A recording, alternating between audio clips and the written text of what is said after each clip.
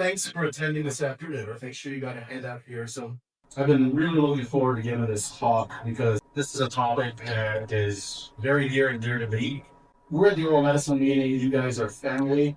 So I think this is probably going to be one of the more personal talks that I'm going to give because I'm going to dovetail the importance of not just financial literacy, but also the how financial enhancement with your life. And I'm going to kind of dovetail it with everything that I went through and all the stages that I went through.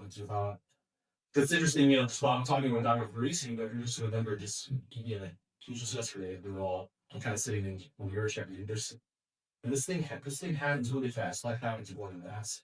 And your financial implications of it have a great impact in terms of what outcomes in your life. So, first of all, since we're a nice small group, who's watched videos and assigned us? And no one? The show of hands? Zero? Who's watched videos? You did it together. Okay. So you did the assignments and everything like that. Okay. Perfect. So I'm going to go over some of the concepts that we did in those videos because this is part one was the foundation. Part two is taking it up to the next one, more advanced. So think of part one as kindergarten, and part two is high school, college. Yeah, legal work, the statement of disclosure, I'm not a financial advisor, accountant, tax lawyer, finance professional, counselor, psychologist, or therapist. So these guys sometimes I can be by doing that. I am. In terms of conflict of interest, I'm counting a managing partner of 5BH Capital, real estate, and alternative asset investing firm. That's what I'm on the side, my wife and I. But these are my opinions and insights based on my personal experiences and do not constitute professional advice. Personal financial investing matters. So do your own research. Hope you take what I'm teaching today and talk to a professional. So in part one, we covered how you as an oral medicine specialist can be the most productive doing it. So we talked about valuing, if you did the homework, we wanted you to quantify the value of your time because you're spending a lot of your time here in your location in your job. So earning and keeping what you're earning growing. So we wanted you to come up with an cash management plan, by your budget, a lot of work. Today, we'll highlight how you can do something you love. And I'll talk about the principle of Ikigai. Use what you earn in order to build wealth and additional income. And so we want to talk about the concept of leverage. Now there's different definitions of what leverage is, and we're going to talk about it in the context of being able to get more output than what you're doing. And so that you can have time to do more of and a variety of things that you love. So there's a lot of material that I'm going to cover. I'm going to go through it pretty quickly, but obviously, you can always spot me out. So I look back at Naval Rock. Anybody familiar with Naval Rock? I would say look him up. He's got very wise. He's an angel investor, multi-billionaire, but he's also a philosopher. And he talks about there's a long form about the science of getting rich. And when he talks about rich, it's not just monetary. It's all other things. But then there's also one where he talks about the science of getting happy. So just look for it on YouTube. There's a good podcast, but foundational. This is 3 hour interview. Talks about principles of getting rich. And one of the things he talks about is we think success is immediate. Work 8 hours in 8 hours. And then this is what we've been traditionally taught. But the construction workers working harder than all of us. Would you agree with that? Yeah, we work harder, but that server in the restaurants work harder. So the truth, who you work with and what you do matters more than how hard you work. So you won't get rich renting out your time. And the conference that I just came back from, the retreat I just came back from, it's just hammered us over and over. The worst trade you can make is time dollars. It's not efficient. So there are two ways to make money. One, you earn it in exchange for your time, effort, and energy. It doesn't really have leverage. So number two, it works for you in exchange for the risk that you take. That's investing. And so you want to be an owner. You also want to be a lender. The lender meaning, so whenever we invest in bonds, we're actually the lender. Then we invest in stocks, we're actually going to home. The real wealth is in gaining home. And when you're doing that, that's where your debt launch. So figure out how to maximize that. Okay. So fortunately, I posted the survey, but we got 0 responses online. But I put it to last minute. I put it on the app, so and got some good responses. So thank you everybody for answering this. The first question was, how many hours a week are you truly working? And this is the response. So we had 5% less than 20 hours, 20 to 40 hours is 32%. So not surprisingly, 40 to 60 hours was our largest representation.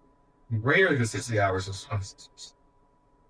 And remember, I will talk in the last part one of this, we asked you to quantify value over time. And so it's interesting is that physicians, they did a study on other physicians value over time. And then teachers. And they found that they were equivalent to mechanics because of just the sheer volume of hours that they did quantify it from the line per hour. And so this is why it's so important.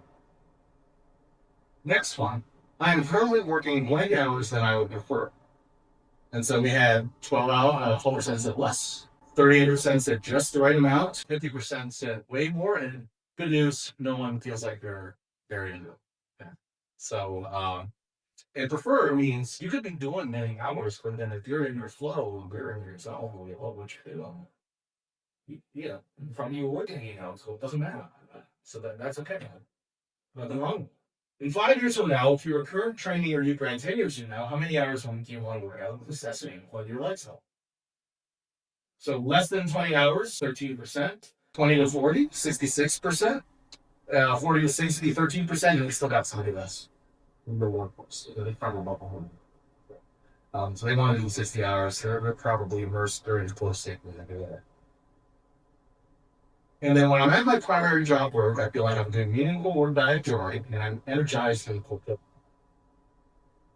And that's good to say. 77% said most of the time. 23% said about 50% of the time. Because, usually if you're in a position where you're doing something, there's some garbage such as that. Right? There's something that's meaningful. There's a lot of, it also comes with something that's unfortunate, and I think that's great. That no one says some are hard work. So obviously we're very passionate about what we do and looking for analysis and teachers and clinicians and researchers. So not surprised how we're passionate about what we do. So I want to introduce the principle of Ikigai. It's a Japanese concept meaning the reason for good. And it comes with 4 elements. So the first element is doing something that, by the way, you got the handout so you can follow along while you're doing it. And I think he sent out sort of accompanying printouts and slides. So obviously you want to do something that you know. And I think it goes without saying, I think most of us chose role as we don't do. But it's got to be accompanied by 3 other things. What are you good at? Well, here's the thing. Like, you could love someone and be good at it. I could be at home playing video games and love doing that, but I could be good at it. That's not enough. Me playing video games is exactly very good. So there's a third element. You got to determine, what does the world mean? You got to be doing something that you love, that you're good at, and what the world needs. And that's great. And then the fourth element of it, so you could be like a missionary. You could be, Mother Teresa, doing things out there. You're good at what you're doing. You're gathering people. You're bringing folks together. You're contributing to the community. You love it. You're good at it. The world is great. So you can also be looking at the whole goal. So, the last part of it then is what can you do? And if you get all 4 of these elements.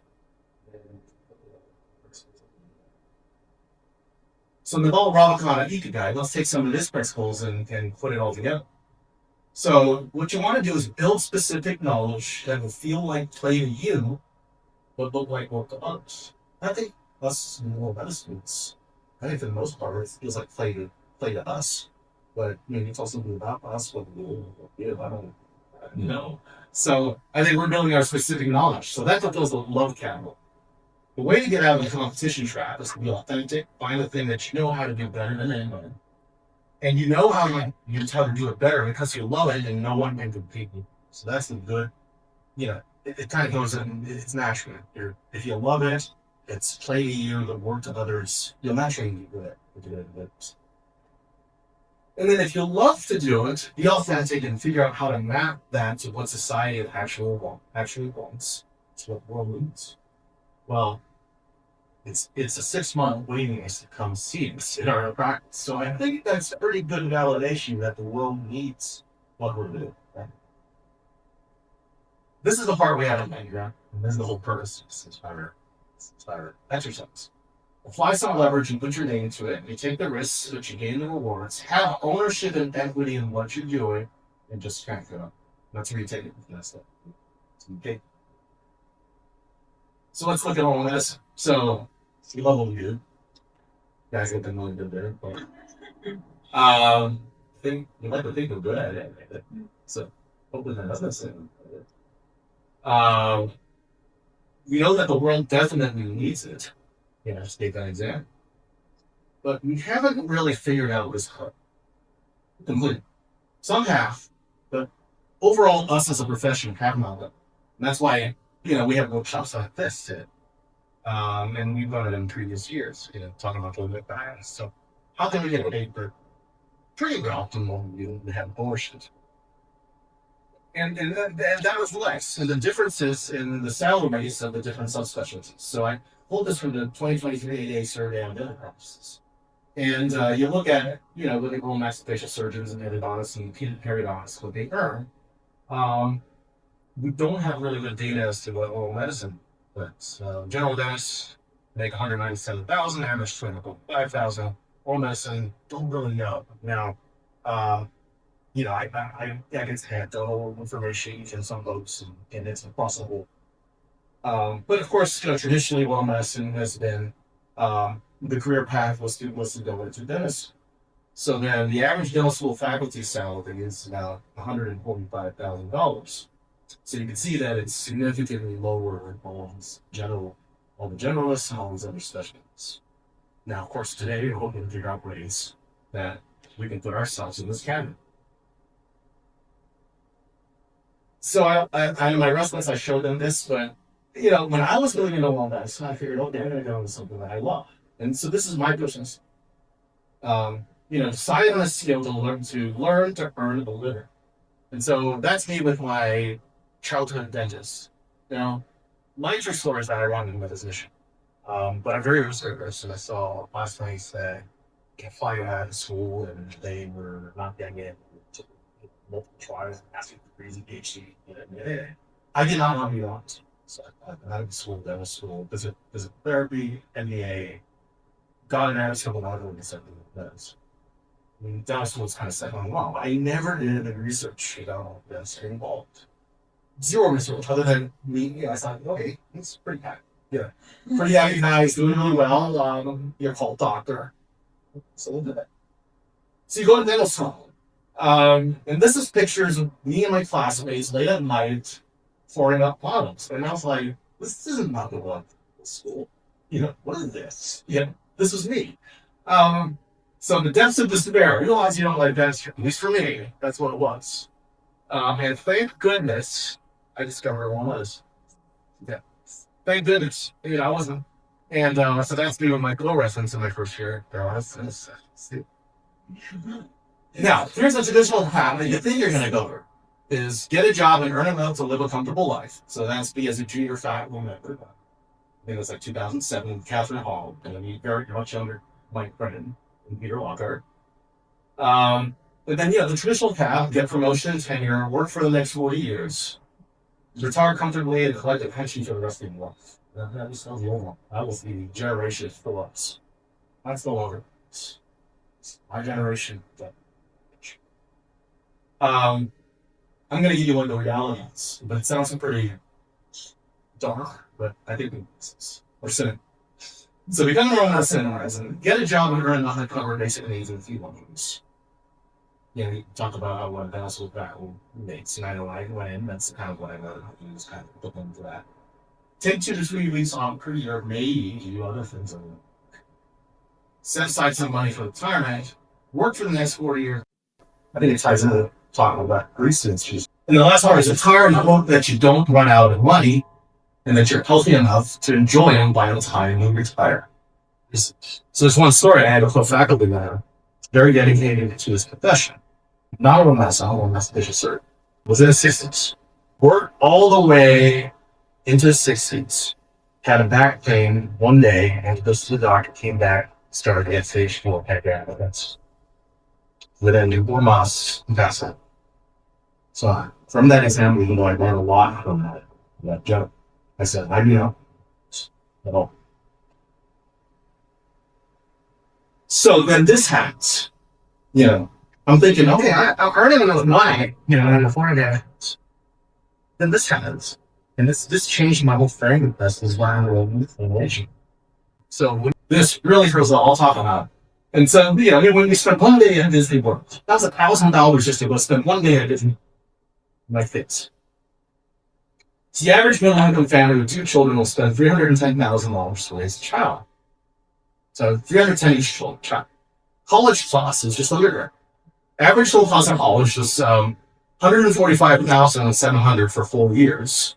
And college tuition fees raise double the rate of inflation. Getting the payment back. Of course, it's going to be way. So I figured by the time I'm finished, I'm going to college. So it's going to cost my twin girls $276,000. It's going to cost my boy $410,000. So that's a total of $900. This is just for undergrad. What if one of them said, I want to go to bed? I don't know this.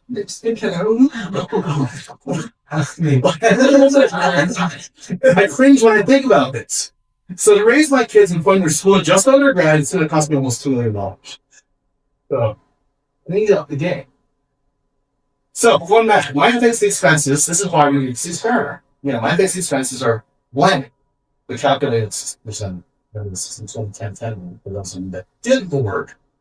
And not 50-50. So, and there's a lot of factors that go into why it's where you live. Are you a spender, you splurge, or are you living in a high household? So half of you were more, half of you were at. Shame on you, but I'm you with us. So, but of course we're gonna change that after you guys actually go back and do it. So how much do you anticipate your living expenses to be when you retire at age 65 to live the lifestyle you desire at retirement? So we had 33% say less than $5,000 a month, but the other third said $5,000 to $10,000 a month, and then 17%, 10 to 20, and then we had a couple of folks that were more higher or less, the bougie ones. But there's no right or wrong. It's a matter of trying to figure out what's for you, what makes you happy. The projected nest egg calculator that I need in order to retire is, I think there was a handful of people that did it, and so they put in their responses. So we had about, I'm surprised, 25% said $1 million or less, 1 million to 2 million, another 25%, and then everybody else was 50% is at 2 to 5 million. And that's usually where it falls. Although again, it's all dependent upon how younger you are, the rate of inflation kind of adjusts for that. So that number's going to be much bigger because of inflation. I'm determined that I'm blank on track to meet my retirement nest egg target. And so good for you, or if you said more than, or if you said roughly on track as your retirement target from the exercise, 50%, I'm gathering these other folks that are still there. So I'd say maybe less than. Which is okay. That's okay. So going back, will a stock tone portfolio is usually whenever you're putting your money in retirement, some sort of put in with some financial advisor or put it in a fund or a mutual fund. There's a combination of stocks and bonds. So the question is, will a stock bond portfolio give those returns going forward? Maybe. Yeah, I think it's a great foundational tool in order to do that. Will I not run out of money before I die? Maybe. But what if I don't want to be handcuffed to my job or work for the next 4 years? So that's where we'll move on to the next thing. Yeah, I told you this is really personal. So I love my effort. I love the people I work with. I love where I am. But there's a trade-off. So this was taken 5 years ago. This was a lot of members of both my family and my wife's family. And we grew up in a situation where we saw those people on a regular basis. Uh, my cousins lived 5 miles. So we were very close to her. Well, when we're engaged with her, we're generally going to move away. And so that's always been tough for me. So instead of seeing them weekly, we see them maybe 2 or 3 times a year, if we're alone. Also, 2 of the people in this photo are alone ones. On top of that, my parents, either side of the photo, both of them have had major health issues. And so I've had to, this year I'm going to have to go back and take care of her. It's a trade-off. Here's another thing. Anybody seen this before? But my name's on the Memorial Column. Okay. So this represents, in this example, me. Every dot is a week year long. If you're a little over the nation. So that's 4,652 weeks. Whatever's color is pretty much where I am. Everything that was black is pre-dental school, and then this was dental school lessons. It occupied that. A couple of significant times that arrow is about theoretically when I turned 65. So this tells you how much runway I have. And that's when I got married. And that's when I had my children. So remember I talked about now I'm only denoting ever since we had our children how many times you get to see our parents. Remember I said we used to see them all the time. Now I'm only seeing them a handful. So family trips home for Easter, family trips home for the summer, family trips home for Christmas. So I don't like it. That's the trade-off. I've only gone abroad a couple of times. Fortunately, 2 times it was this year. I just came back to our work. It's hard to leave your work for an extended period of time. Travel abroad for something that's non-work related. Anybody know what this is? Those are the remaining summers that I have at home in my children. What does that mean? This is what I deem probably the amount of quality time off I had with my parents. So this is very personal.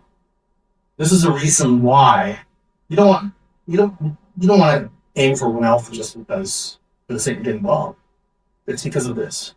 So I would say take the time and do this yourself and see what your life looks like. It changes the way you look at your life. So the harsh reality, time the last time you children.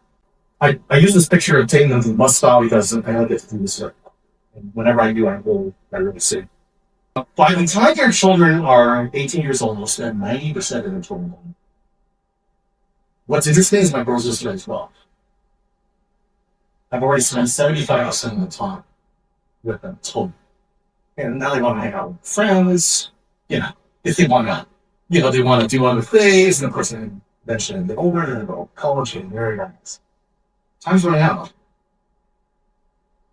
So this was what I did for all my specialists. Less than 75% of my total time left my kids, spending almost $2 million a week. Will only see my parents a handful of times more. Hoping one day that I'd have $45 million by age 65 and I stop longer for me working there. All the while having to spend the bulk of my time working, which I love. I love you guys. With a little bit of time off for the next couple months. So there has to be another way. So all of us are here. We're making money, but still no leverage or trading time calls. And so that's what we call golden handcuffs. So I got the hamster on a wheel chain. So we got to get to the next level. Level 3 systems, practices, investments, visual income, with the goal eventually being financially independent or abundant, where you have passive income, boosted net leverage, so that you can work when you want to, not because you have to. So what is leverage? It's maximizing and uncoupling your outputs from your inputs. So negative leverage, so that's when you're a dental student or a resident. So we got the hamster in training, they're on the wheel, but they're not generating anything. But it's necessary. You have to build the skills. You have to learn. That's what you guys are doing. So, but it's negative leverage. Then there's no leverage, which is where most of us are right now, because we're on the hamster wheel. And in order to generate your dollars, you have to be running on the wheel. The minute you get off the wheel, you're not generating any dollars. So in our example, if I called in sick 2 weeks ago, I had put in disease. If no one was there to cover me, we had to shut my clinic back. Right? That's the situation. We're all in that, all that situation. So the key is that you get more leverage. So now, instead of you being the dancing bear and the hamster on the wheel, you're at the controls. You're still doing so. But the factory's running behind you, but for factory run, it doesn't depend on you running on anything. The last thing is infinite leverage. And now you can see you're the hamster lying on the beach with the money, and the factory's running behind you. You don't necessarily have to move. It runs with output. That's the goal. So you can do it by increasing your pay your current work, increase your add an additional source of active income, side gig that requires client. Or you can do passive income. Invest in an asset that generates income not directly correlated with the time, energy, and effort that you put. And so the way to do that is to invest in alternative assets that can either appreciate more or generate passive income. And I'll go into that. So my reason is not a good case. So I'm not going to use Taylor Swift as an example. And so I'm jealous because Dr. He does do a Taylor Swift concert. So her net worth is $1.1 billion. She earns $2 billion a year. So using that example, she started as a little girl, just strumming up and writing songs, holding her craft, writing about all of the boyfriends that gave her a hard time. So then that became lyrics, which then turned into sales and promotions. She started doing performances, selling more records, but then turned into concert tours. So a couple of you here went through the Eras tour, I'm sure you did. So, and then it turned into royalties and Spotify. So Spotify, there's 27 billion streams of Taylor Swift at 0.23 cents per stream. That translates to $62 million of passive income. That's an example of how she. Now, our non-Taylor Swift, no, but look at the humble beginnings. We can all do something like this. So level 3, systems, practices, investments, additional dynamic leverage. So leverage your time, energy, effort to provide most value that gets the most income. 1, and then use that excess income, put aside some 20%, in order to build wealth and accumulate assets that generate income with those assets. So that's investments, ownerships in businesses or practices, and you want to be an owner rather than operator on the world. So who here has read Rich Dad Poor Dad? They're not really some. Anyone? Comes up with what we call Cashflow Quadrant. And these are pretty much where you could sit. You're either defer your cash, and pretty much 5% of the wealth lives in the left hand, 95% of the wealth lives in the right hand. And so most of us are here. My job is MC puts me in the E category. So the amount of active ability determines your income. So then we interview young dental students or dental residents and like, well, I'm going to buy a practice. Well, the thing is, if you're buying a practice, but you're the one trying it out on the wheel, you don't have a job, but you own a job. And so that's the self-employed. That's right there. Now, the tax rate for employees is 50%. The self-employed person is taxed double. Is the business's tax, and then the personal income is $10 tax. So we need to figure out a way to get to the ones. Business owner, you're leverage as an employee to get other people. And then the true, where the tax rates are a little lower, you're earning income that doesn't necessarily rely on you being on. And then the investor, it has the lowest tax. So figure out the way to get from that left side to the right side, increase your percentage of income on the right side. Financial independence is being on the right side. So again, this is the dental practice owner that has to go into work to pay for their mansion and fancy bucks. It's moving habits. So little survey. Right now, no percentage between 0 and 100% of take home income to live along is generated from the left side of cash. Who here would say 100%? I'm still 100%. I'll tell you why. Because everything that I'm earning here is being reinvested into loans. And so I'm not mad at online living off of what's on the right side of the ball. So I want to grow. So I'm here with numbers. From the survey, I'm actually allocating blank to the 20% allocation to retirement savings. Well, when you're doing that, you are putting things into the right side of the ball. So this is what we will say. So more than, shame on you, 0%. Roughly, good for you, yay. A bit less than 25%, way less than 25%, and I'm presuming the ones that say none are ones that percent, which is okay. So, but that 20% is what you're allocating. So two fundamental goals: accumulate assets that will be worth more in the future than you paid for it. That's appreciation. Or what ultimately they were hammering this home at the retreat house at the World Country. Is that why do you invest income? Why do you invest income? You're investing so that those investments are going to generate a and down the road. So it's cash out.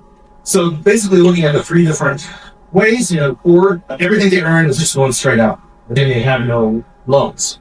This is where most of us live, in the middle class, even the high-end members. You buy the big house, you buy the fancy car, you take a loan on it. Those loans become expensive. So their money is kind of all in on this. But the goal is to be the person that's on. You're accumulating enough assets, and I'm going to talk about those examples in order to give you that again.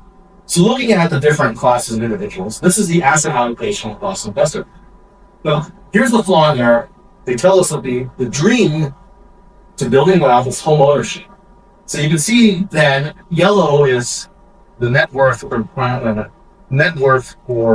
middle class. So 50% of middle class net worth is, here's the problem. Are you earning any money giving out your home? No, you're spending money to win the middle. Can you liquidate that and live off of it? No, because then now you got this sum. So as you can see, when you get to high net worth individuals, pension funds and ultra high net worth individuals, their primary home is a small percentage of their overall net worth because they're putting it in other things. Other assets, real estate, private equity, hedge funds, alternatives. So I'm going to talk about this one, real estate, because I don't want to practice. Real estate, I think, was nice in order to build that investment. So Charlie Munger, the late Charlie Munger, who died last year, Warren Buffett's a billionaire. He's well known for being a stock and business investor, but he actually started and originally made his wealth in real estate before he joined and partnered up with Warren Buffett, the greatest investor of all, two of the greatest investors of all. Shaquille O'Neal was flipping homes when he was just getting started. Owns an affordable housing project and a development in Miami of $800 million apartment complex, among his ones. He also owns like 144 different businesses. And these are like franchises, fast food, car wash, things like that. Evan Smith, any Dallas Cowboy fans? He's actually a licensed real estate. That's his. So he has his own real estate company, but he's also a local. Lastly, I think it was Mr. Universe. He knew that bodybuilders didn't make any money, so he had other businesses. In the 70s, he started investing, buying apartment buildings. From that portfolio of apartment buildings in LA, he already built a portfolio that made him financially free. Before we even know who he was, before he even started acting. So real estate is a great group. So this is what I'm going to talk about. Here, I think that's going to be very personal. This is my asset, excluding in my home. And I can tell you that in order to grow this and this, it probably what would have happened is if this and this were here, it would have been the total amount of the other things, total amount of the other things, but a much smaller. So real estate, I would say, since I got into real estate, my net worth is up. So I'm not showing this to brag right now, I'm just trying to show you that anymore. So comparison of average annual returns by asset types. So S&P 500 gives you the total return of dividends and growth of just shy of 12%, bonds 3%. Passive real estate, I'll talk about what that is, 15 to 25%. And then income producing direct ownership could be. So how can you invest in real estate? You can either directly own, but there's more risk and there's more work. But you can see the returns of that. Passive ownership, turnkey, gives you about 10 to 15% returns. What you're doing is you're putting your money with somebody that will buy a property for you and manage it. Syndications, I'll talk a little bit about that. This is where you are in a group of investors with other group of investors investing in a large project. For 200 unit apartment building, you got about 50 investors putting money. They all have partial ownership. So projected returns 15 to 25%. Real estate funds are private equity funds that hold real estate. Now, the drawback with syndications and real estate funds is that they're usually high minimum entry levels, anywhere from 25 to. There was one I spoke to actually a pediatric dentist colleague who's also syndicates to go into his land deals at 200,000. So that's a difficult one. Crowdfunding, there are sites where you have thousands of people putting little amounts to buy these companies. That's a good way to get started. That's kind of just. And then there's REITs, which are really more life stocks. They're holding underlying assets on this. So I want to give you an example of my first property that we bought. It's a pretty ugly looking but I can tell you. So we purchased it in April 2020, right as the lockdown started, for $152,000. So we put 25% down, and then over time we put some money into it. And so the total initial investment was just shy of $60,000. The gross income right now is generated $2,200 a month. Monthly expenses and mortgage are $1,200 a month. And so the net income on it is about, just shy of $1,000 net. So $11,000 a year. So if you take that $11,000 a year and divide it by on total initial investment, $60,000, it's giving you a 20%. So what out there can you invest in that's going to pay you 20% of your investment? Not very many. Here's the bonus. Current valuation of the property is $360,000. So net profit is about $211,000. If you take that initial investment and divide it into the net profit, I've made already a 250% return on investment, excluding the cash. Second property, we purchased this property from a wholesaler at $330,000, $40,000 on closing, $146,000 in renovations and repairs. I'll be lying if I said the whole process was easy. It wasn't. It was stressful. Renovations always go longer and more expensive than that's the price you pay for trying to get something to take returns. It's grossing $1,000 a month. Monthly expenses are $200 a month, so we're netting about $1,700. So it's generating $20,000 of net income earnings a year. So that gives about a 11% dividend. Cash on cash is in that initial 100. Still pretty good. Not as good as the other, but it's still pretty good. So the current valuation, we just had refinancing at the valuation of $700,000, which gives us a net profit of $450,000. So you take that 450 divided by 186 initial investment, it gives you 142% return on investment from finance. So if you're to add what's in it, we invested $245,000, generates just shy of $38,000 of cash a year. By the way, it's tax free. So just the way the uniqueness of real estate is you can do this tax free. Current valuation of $1.1 million. So it's appreciated $661,000 over the years.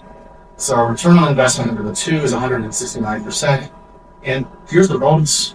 When the tax year 2020, we were able to use depreciation on the properties and apply it against my clinical income at CMC. And it generated a $41,000 So that's the power of loans. So we talked about syndication. So we're general partners on the management side of several of these projects. Apartment buildings in Houston on the left, San Antonio on the right, and on the bottom is just south of Atlanta, Georgia. So this is one again where you as an investor can buy one of these three classes of shares, and just pay attention to the bottom too. So it's supposed to give about a cash on cash and dividend annually, about depending on the class of share that you buy. Either 10%, 7%, 8%. Now these are projected, and some are getting better, some are getting worse. Okay, there's a risk. The equity multiple is how much you're going to get total for your investment through the life of the model. Usually what we do is we buy it, we renovate it, we make it more operationally efficient, get your share of the cash flow, and then we sell it in buys at a much higher price, and then everybody gets their share of profits. So if you were to put your money down, if you put $1 in, if you get a 1.9 equity multiple, that means you put 100,000, you get 100 So if you were to compare a 60-40 stock bond performance in the last 10 years, how it would do. And this is how it actually did in the last 10 years. That's the yellow line here. And compared to putting that equivalent amount into a real estate syndication or an asset investment. Assuming that it pans out. That's projected. Okay, some do better, some do worse. So you're getting your steady 6% dividend. And then when you sell it, you have that big jump. So if you're looking at the returns for, one gives, your traditional stock bond portfolio, it's an 8% compound annual growth rate, where putting the money in the syndication gives you that target 15 to 25%. So you definitely want to have some diversity to get you to that nesting. But so other trades of real estate, you can do short-term rentals. Short-term rentals should give you remember I talked about a good property, gives you about 10% cash on cash. Short-term rentals can give you about 20%. Hotels, commercial. If you're in a dental practice, you want to own the building that you're in, and you're renting from yourself, and there's passwords. Retail, self-storage, car washes are good to invest. And then industrial, fulfillment center, Amazon fulfillment centers, data center, biotech. There are opportunities for you to invest in this. Campgrounds and trailer parks are also attractive because they're very low costly and pretty high margins. And then you can also participate in debt. So, when the banks are tightening up, and people that are doing projects, they need to find other sources of, and through private equity, you can participate in that. You're the lender, and then you get whatever your share. So that's not a little more secure than the ownership side.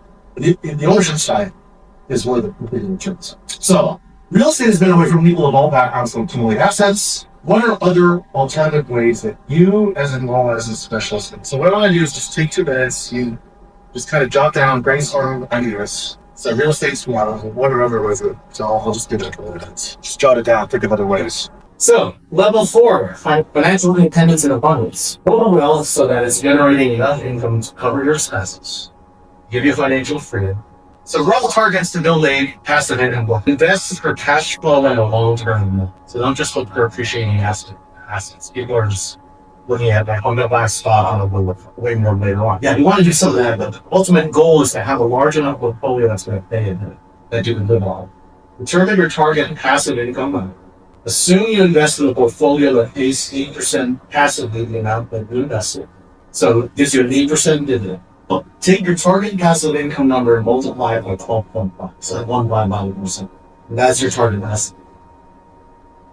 So example, for $180,000 in passive income, and then let's say that's the average amount of dentist space.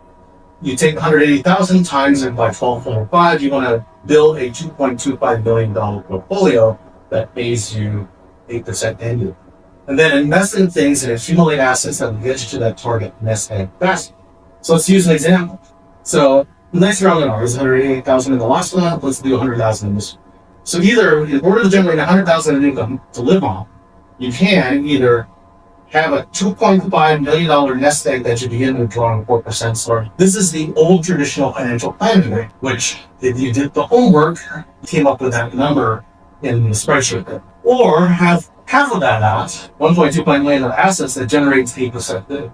And you don't have to wait till you're 65 to do that. So that's the difference between traditional financial planning that the planner is going to do. There's other ways you can do it, and you can accumulate it with much less and sooner. You do it now. So let's take the example of leveraging into your own investment strategies. So, dental school, you're in training. Residency, you're learning how to run a hamster wheel. You start to get into your career, practice, teaching, research. That's where you have your no leverage, your inputs directly correlate with your outputs, but you want to maximize that input.